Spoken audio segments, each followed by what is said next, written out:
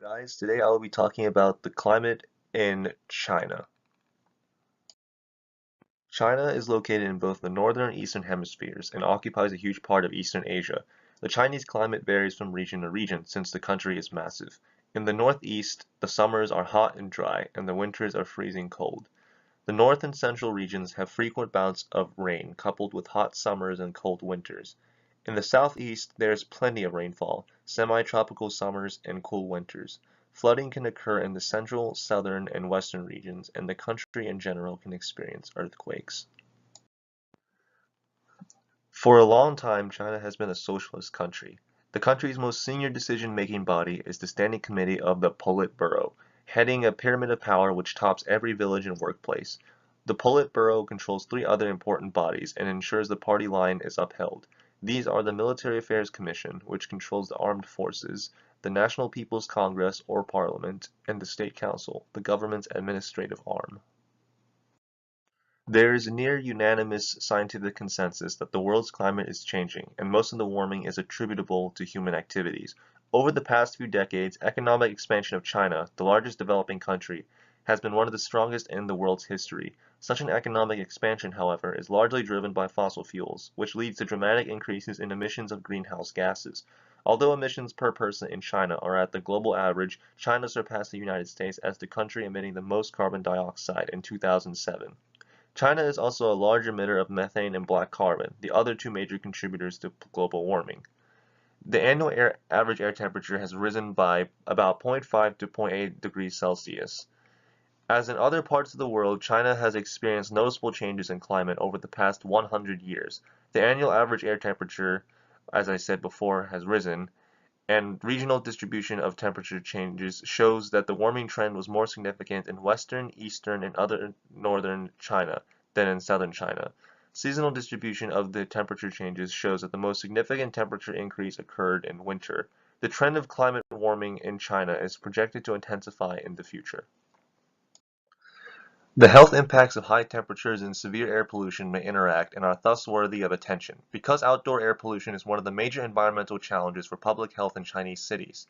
In Wuhan, an oven city because of its hot summers, high temperatures enhance the effect of particulate matters below 10 micrometers on the cardiopulmonary mortality, even though PM10 concentrations are lower on days with extremely high temperatures than on days with normal and low temperatures. Also, levels of some secondary air pollutants, such as ozone, are affected by temperature and tend to be higher on hot days. Epidemiological evidence from Chinese cities has indicated significant risks of ozone associated with increasing temperatures. Climate change may lead to a wide range of extreme weather events in China, including typhoons, floods, blizzards, windstorms, drought, and landslides. The direct and indirect health effects due to these extreme events are important, but are difficult to assess at present. Climate change can also affect climate-sensitive infectious diseases carried by animal hosts or vectors. In China, these include schistosomiasis, Japanese encephalitis, dengue fever, malaria, and angiostrongolitis, Cantoneous infection.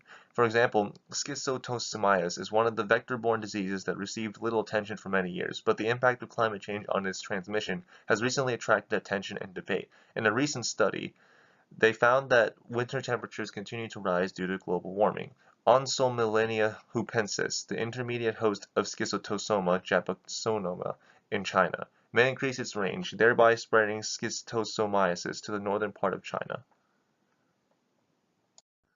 The Chinese government has paid great attention to climate change, but so far there has been limited focus on climate-related health impacts. Evidence is mounting that climate change has already affected human health directly and indirectly in China, including mortality from extreme weather events, changes in air and water quality, and changes in the ecology of infectious diseases. The observed relationship between temperature and daily mortality among Chinese residents has been generally J or U-shaped, with mortality risk decreasing from the lowest temperature to an inflection point and then increasing with higher temperature. Heat waves and other extreme weather conditions have been associated with increased death risk in large Chinese cities, such as Beijing and Shanghai.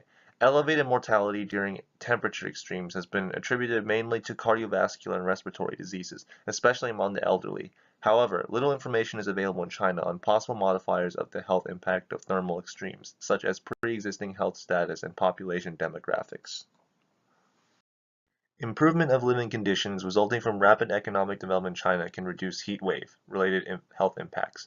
The health impacts of high temperatures and severe air pollution may interact and are thus worthy of attention because outdoor air pollution is one of the major environmental challenges for public health in Chinese cities. China is striving to quadruple its gross domestic product of the year 2000 by 2020 and consequently will face even more serious challenges in controlling emission of GHGs.